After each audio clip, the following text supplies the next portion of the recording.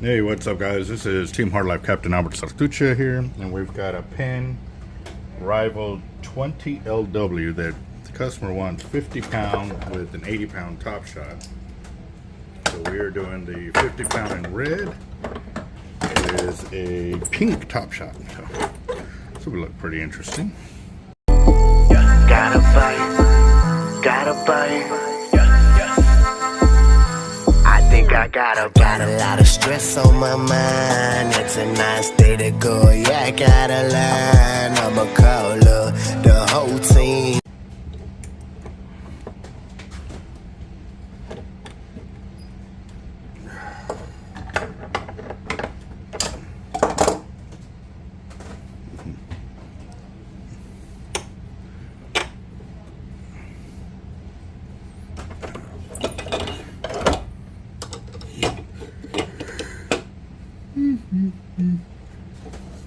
Oh man.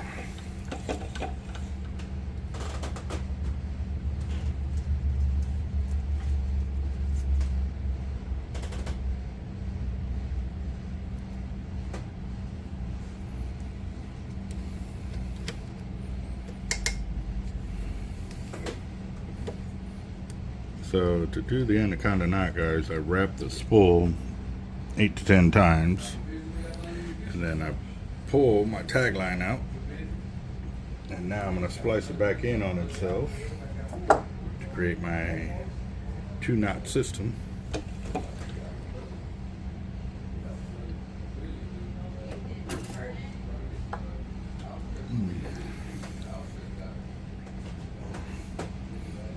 There we go. Put this over here. So I'm going to splice my tag end back into my main line, creating the hollow core splice. So as I'm doing this, I'm also going to wrap my tag line around my main line, so that way it creates my second knot. All right. So this is what's going to allow the knot to open and close as the reel heats up and cools off. So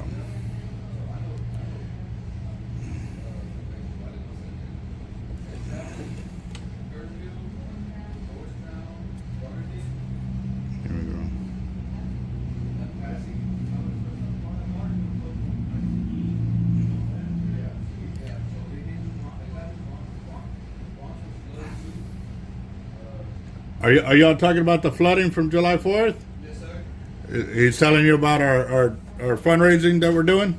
Sir? He's telling you about the fundraising we're doing? I can't hear, sir. He's telling you about the fundraising we're doing? Nah. Yeah, I started it on Sunday. So that's where we're from. We're from with all that stuff. Oh, wow. I'm gonna set this right here. Yeah, yeah. Hey, is the car locked, babe? Babe, car locked? Yes. I locked it. All right, so what I'm gonna do now, I've got a loop that'll float. See that? It'll float. So as the reel heats up, it'll open it, and as it cools and you crank on the line, it'll close it. And a lot of people are under the assumption that just because the reel is fully spooled, that'll create enough grip. If you follow our channel, you'll see that we have proven that time and time again that that's not the case. So I'm gonna move the loop over here closer to this side. Are you recording? Yeah, I'm recording, but yeah, no. That's cool. Yeah. We've been coming here for 3 years, bro. This is the first time I met you. My name's Bobby. Bobby, Albert, nice to meet you, boss. boss. So look, check it out, bro. This is when it like first started, bro. That's some of it. That's the back row. That's like 6:30 in the morning. I'm heading to work, and another one. I drove through that one being stupid. So right here, this is the low water crossing right up ahead, like right ahead of that one. Wow. I mean the whole road. Then a truck got. So you see that white spot right there? A truck got stuck in there, bro. Them guys are coming. Wow. He tried to make it through, and Yeah, well, he was coming from this way, but that road got a bunch of low water crossings and a bunch of dog legs on it, bro. And Dude, I don't do what or. And it was crazy. It's crazy, bro. Damn, so he lucky he made it out alive then. Yeah, he came out. Like I said, we thought he had a kid with him because he was carrying, I guess, his bag. So one guy went in there, and dude, it was crazy. I mean, it was. Sure. Well, that, you know, I'm telling you guys that the Lord works in mysterious ways. I was at church on Sunday, and I was sitting there, and I opened up my Facebook. I opened it, or it opened up, whatever it was. I looked down, and I'm seeing, you know, reading some of the different things that are going on over there, and you know, it hit me automatically because of the girl situation. You know what I mean? I have 3 daughters. You know what I mean? So I have kids too. You know what I mean? That's. Well, I mean, I got boys too, but Yeah, well, I got 4 kids too. I got. I got 5. That's not counting her. That's my boy right there too. Nice. But I was sitting there, and it hit me, and I don't know if it was because of my feelings or what it was, but at that time, and then the pastor starts talking about praying for him and stuff like that, so we're standing up, and it just felt like, dude, I had a ton of bricks on my shoulders. And as I kept praying, you know, he was saying this prayer, but I was adding on top of what I wanted to say and stuff like that, and just got heavier and heavier, and like soon, like I'm buckling, like the amount of weight I felt. And so finally his prayer finished, and I sat down, and I thought it was going to go away. I thought it was just me in my feelings, feeling what I was feeling, you know, the weight of it. And no, like it just felt like I was like I was starting to like crouch over and sag, and all I heard was like, you got the people, you got the way to help these people. And so it's like, I do, and then I started thinking of ways to do it, and that weight just kept on and kept on. I was like, okay, like I need to move now. So I got up and I left church.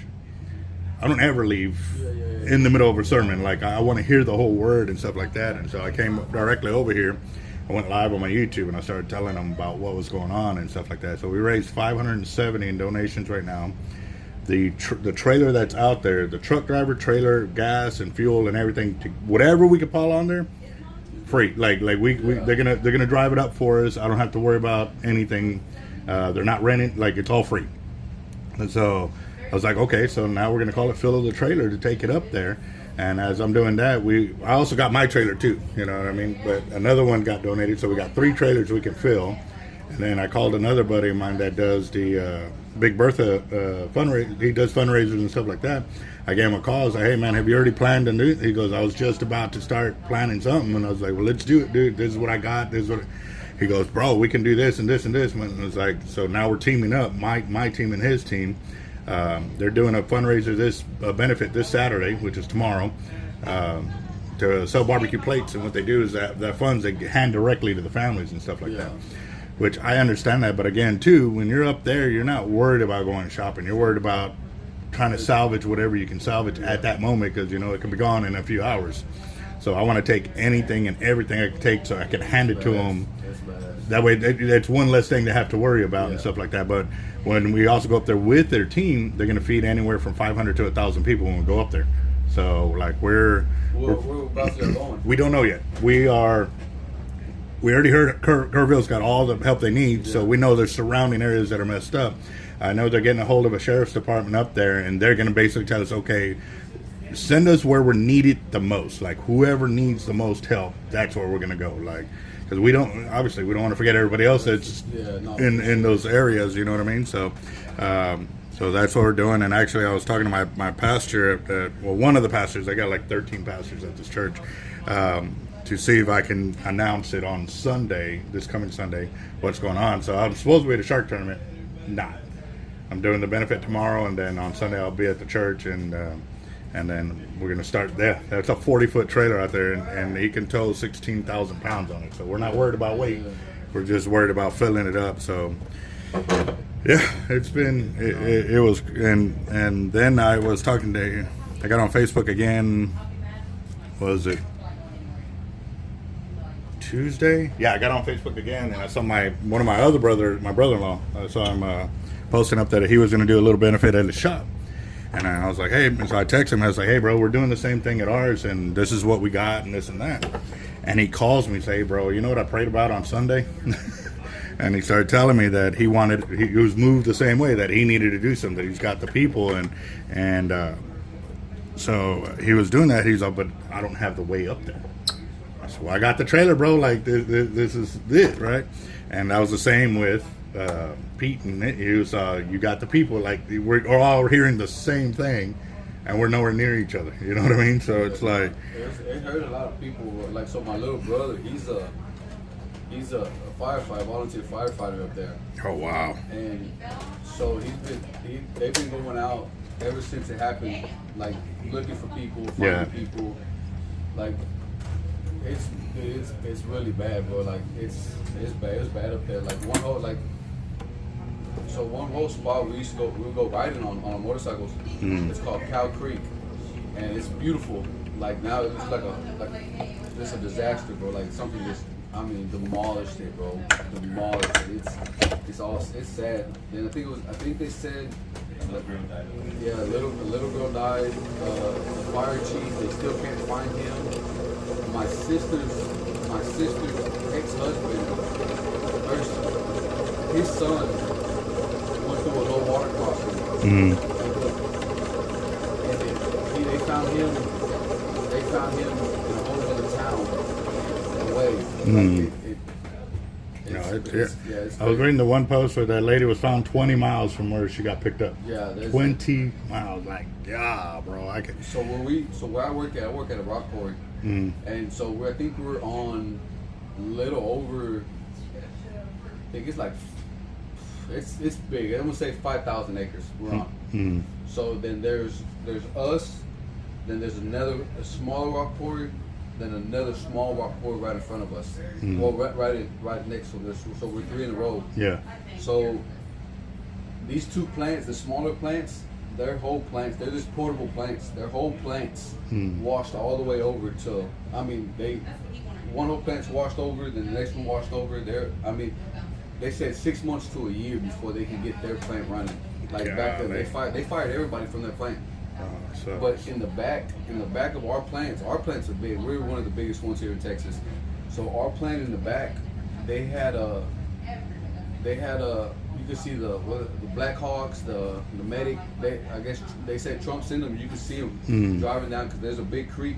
I think they say they found over 20 bodies in the back of the creek, because there's a creek that natural creek runs behind both quarries into the valley back there. Wow. They found over 20. They shut us down.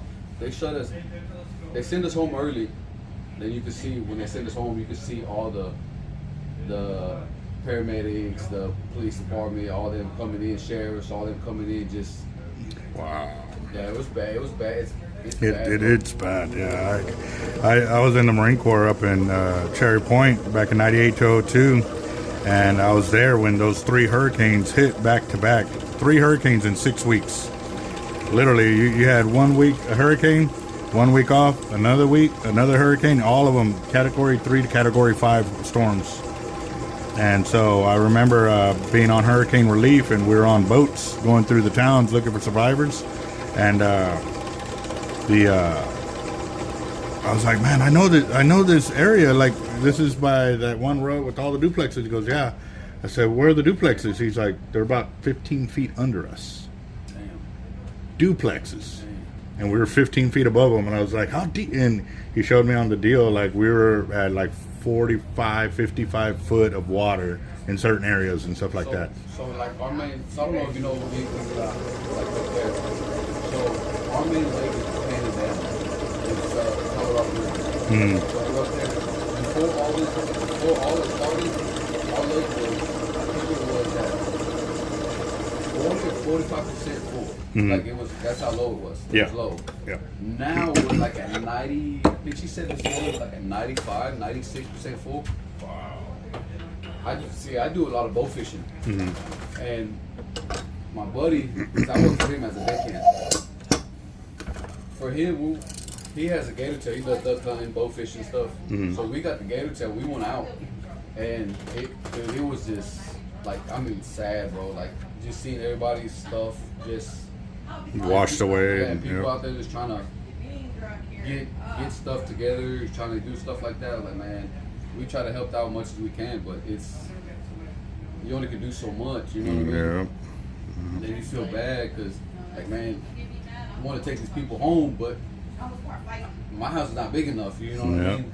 Yep. That's one of the things I was passing on there, like camping gear, stoves, propane, generators, shovels, like not just the normal, like you know, stuff you can survive off. Yeah. So that's what we're passing on, and through bedding, you know, sleeping bags, freaking everything. I mean, just because it's going to be a while before they get back up on their feet. So you know what I mean? There's an RV park literally in Marble Falls, bro. Mm. And there's a creek that runs right through it. I mean, it's up high. The creek's down here, and it sits up on high grounds. Yeah. But I think they said, like, everything in that RV park that was right there got washed away within 10 minutes. Yeah. My boss used to live there before he bought his ranch. He used to live there, and he was telling us about it. He's like, dude, it got destroyed. He's finna donate his RV to a family out there or something. Because he said, those are my friends. He lived there for 5 years before he moved. He's like, dude, I'm just gonna give it to him. I'm like, man, that's crazy. Wow. They had meals out there, like the mission meals. Oh, I'm supposed to do. Hold on. I'm getting ahead of myself. This is supposed to be your top shot. And I was already going to put it on as your backing, so I need it. All right, so the 50-pound I was going to go all the way through, right? I was putting it on as your backing, and then I was going to go to that, but it's supposed to be all your... We're going to do 50 and 80. Yes. But I put on 50 as like the inner core, like that you're getting mowed down and your warning shot, and it's actually supposed to be the whole thing. So I'm into the story. Like I said, it's really bad. Like it's bad. My buddy that I go both, like I work for as a dead camp for, he donated. I'm not gonna lie, I'm not rich, but I mean I helped out a little bit of what I can. But he donated a big chunk too, because it's all about helping the community. We all live here, and it's really badass that y'all coming from down here up there. Oh yeah, I mean, it's really I mean, you got to think about it too, boss. Just because we're not living there day in day out, you know, we go up there and visit. Y'all come and visit, like we're neighbors. You know what I mean? So we got to take care of each other, because the longer y'all are in trouble, man, it's gonna eventually come back. If we don't do nothing, it's gonna hurt us too, because the longer it takes for us to get y'all back on y'all's feet, it's just the longer everybody hurts. It's not just y'all. I mean, what's that lady's name? Who? That guy girl. Who? The guy you were gonna go fishing. Oh, Jen Marek. No. Yeah, she's 3 years in a row she canceled on me. Yeah. The last time you said she what do you mean cancel on you? So Jen Marek. What kind of Shark fishing. here in Corpus? Yeah. Merchant? Merchants, yes. Yeah. She canceled. This is 3 years in a row she canceled on me. For this date? Yeah, I had it for today, tonight, and tomorrow night. It may be because they're in a shark tournament. Oh well, she told me the weather. She told me it was the weather. She said it was the weather. She's not gonna fly her drone out. So Yeah, that at the end of the day, I don't know, boss. I don't talk to him on a daily basis, but this is 3 years in a row she canceled on us. Like last minute she canceled. And you already prepaid, or No. I was gonna say. Yeah, no. There's your park guy right there, baby. Yeah, I know. Oh, they're probably already talking about it. Yeah. Actually, we were. Y'all already there. Yeah. No, I'm getting ready to get a shark rack done for my truck, and then I'll kick my chargers back up again and stuff like that. And for us, we do a lot of kayaking, but I'm looking to be able to get jet skis that we can launch if we're in those areas where we can be. You know what I mean? So Yeah, that's one of my goals. I mean, I want to at least 9 foot or better. You know what I mean? Well, I'll be honest with you, boss. I will never promise a huge shark because I know how long it took me to catch one. Oh yeah, no. But what I can promise you is the knowledge that I'm going to teach you while we're out there on this deal. Mine is not really a charter guaranteed catch. Mine is knowledge promising that if they're out there, we're going to smoke them. And while we're out there and we're smoking them, you're going to learn how to handle. You're going to learn how to bait. You're going to learn how to cast. You're going to learn how to put them back in the water, how to identify them and stuff like that. And a lot of people, they don't do all of that on these charters. Like they just, oh, you got to do this, you got to do it, and they don't explain anything. Yeah. Mine's going to be a class on how to go from point A to point B. So like I said, I do a lot of bow fishing. A lot of bow fishing. And I learned, so my captain, he told me, I mean, dude, everything to know. You know what I mean? The only thing I get sketchy about when I'm running the boat. You know what I mean? Yeah. Taking the fish off, shooting the fish, nothing, all hands down, you know what I mean? Yeah. But now running the boat for him, that's I get nervous. It's not mine. If I mess it up, I'm gonna fix it. I'll mess it up. But I get nervous on that. You know what I mean? Yeah. But the only way to learn is to actually do it. You know what I mean? It's like driving a car. You know what I mean? You can look at somebody drive it all day, but you ain't gonna learn till you're actually doing it yourself. Yeah. Mm-hmm. He wants to get out of the boat fishing. And it's strictly duckboat, you know what I mean? And I'm trying to get my captain license. But he's still wet. He's still working out with it. You gotta have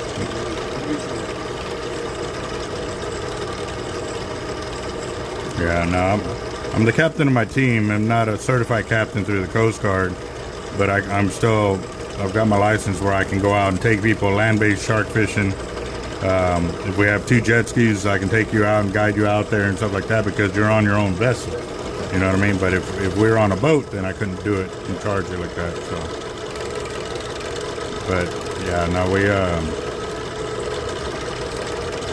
like I said, I'm gonna have it to where I have several kayaks when we go out there at a time, so that way if you want to learn, hey man, I want to learn to kayak my own bait, I'll have a secondary kayak. I won't let you take a bait, but I'll let you kind of follow me out there so you get an idea of what it takes to make this happen. But and I used to do that, you know, with when I had 4x4 and I had a rack and stuff like that. I would take people out and then I would teach them how to get through the surf and all of that, and we would do a dry run with no bait. And then after that, I'll be like, all right, now I'm going to tow a bait, and I want you to see how it reacts, you know what I mean? And so one guy, he was trying to follow me. He goes, all right, I got it.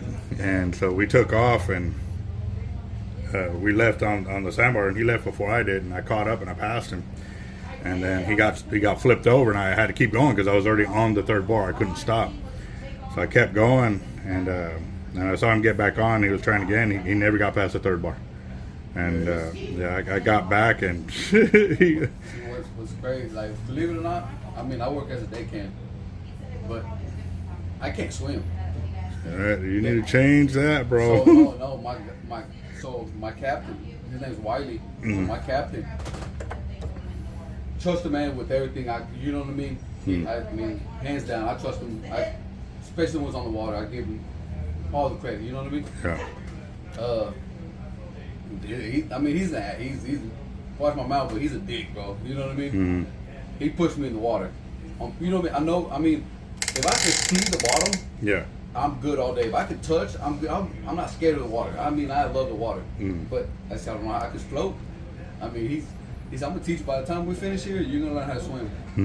So I mean, he's helping me out with that. I mean, I can, like I said, I can float.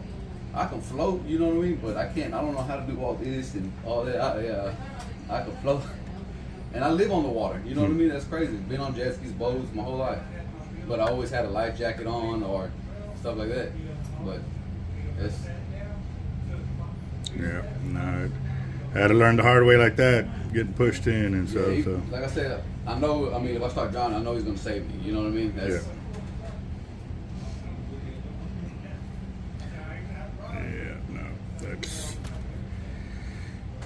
I've taught quite a bit of guys how to get through the surf and stuff like that, and then too, like when the sharks are there, handling them and being understand them, finally getting up and touching one, that's the fear. Like most of them, you know, yeah, you can teach them everything, but they won't know how to react or handle it if they haven't actually put their hands on one, you know. So that's the biggest part. But if the fish are there, I mean, that's where the extra knowledge will come into play. So, but we do beach, pier. We'll do jetties if you want to do that and stuff like that. But jetties is hard. You know, they're always fixing them up and doing this and doing that to them, so it's not the same. All right, you're at 397.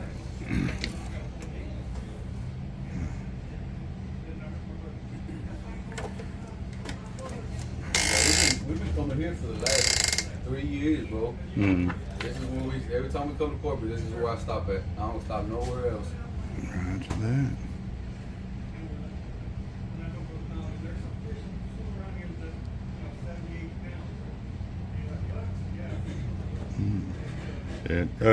And where are you at up there? Marble Falls? Marble Falls? We Okay. live in Kingsland. We live in Kingsland, but it's all, I mean, not even 5 minutes away from each town we live at. You know? Yeah. We're from the hill country.